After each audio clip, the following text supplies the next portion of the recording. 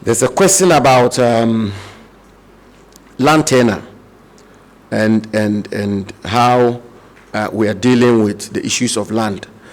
That is a very important question. It's an extremely important question. I don't know of any adult Ghanaian since I became minister.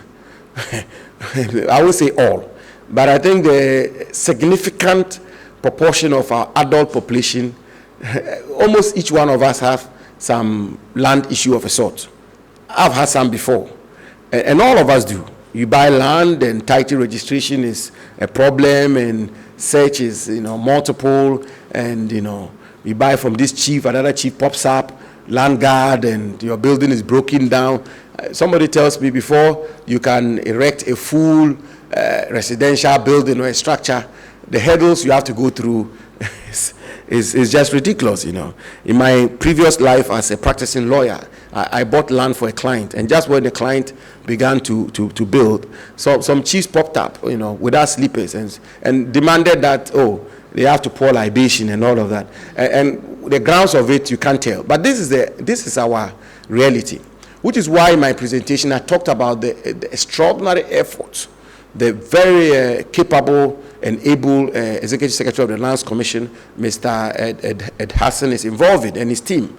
I mean, working day and night to try and make sure that land administration in this country is fit for purpose. And they do extraordinary work, I should tell you. I see it all the time, trying to sanitize the place. As I said, now search results have now been consolidated. You apply for search, you get one result. You don't go to land division, lands commission, one result, survey division, one result, land title, a different result. Now they've been consolidated. So when you put in a search, it's a composite result you get. That is made tremendous impact on land administration in our country. So is it that the implementation of Act 1036, the New Lands Act, the provisions are far-reaching, they are comprehensive, and if they are implemented properly, they have a way and a very, for me, a very consequential way of impacting on land administration in our country. And the Executive Secretary and co are working on that around the clock. And I should say also that the program we have to digitize the records of Lands Commission, for me, is the game changer. The day we're able to digitize all the records of Lands Commission, and anybody can sit in this room on the bottom of their phone. Somebody says, I want to sell you a parcel of land in La Paz or whatever, and you put Chado, or you punch your phone. This site plan is given. What does it mean? All the records come on your phone. It was bought by Ni something in 1909. It passed on until the man who says he's a grantor, or who says he's going to be your lessor, is indeed the man who has title to the land. That day is the day when I believe we can say we have crossed all the T's and dotted all the I's when it comes to land administration. But that is a lot of work to be done. The work is being done, I can assure you. We are working on that fully, and sooner rather than later we'll bring closure to that. The matter to do with lands in Ghana, I mean, we need to appreciate it. There's a history to it. There's a history to it. In Africa, we are about the only country where our forebears, rightly so and proudly so, preserve our lands from colonial takeover.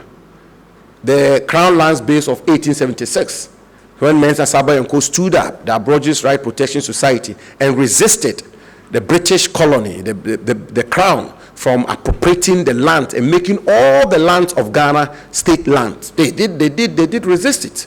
And now I feel very proud about that. It didn't happen in Zimbabwe, it didn't happen in Kenya and East Africa. The biggest issue of conflict and the biggest headache for all the political upheavals in East Africa is because the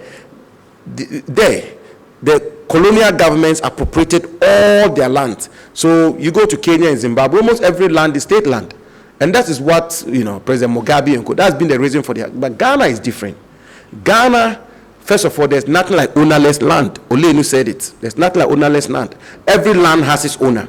And predominantly, the lands are owned by the Stools, the Skins, the Tindanes, the clans, and families. That is it.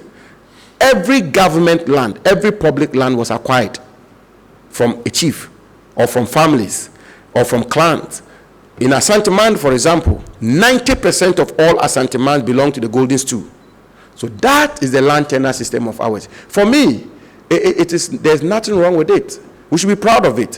What is important is that the Lands Commission, which is a repository of land registry and lands records in our country, will be fit for purpose, so that if Nitetriku says this land is for him, Lands Commission can punch a computer and say it is for Nitetriku or it is not for Nitetriku. It is because we do not have a fit for purpose land administration in our country. That is why we have the problems we have. But the roots of land tenure system, I have no quarrels with it. Mensa Sabayanko did a good job, and which is why Ghana's lands are what it is and belongs to our forebears, the chiefs and skins and so on and so forth. But it's work in progress, and be rest assured that we'll continue to do the work.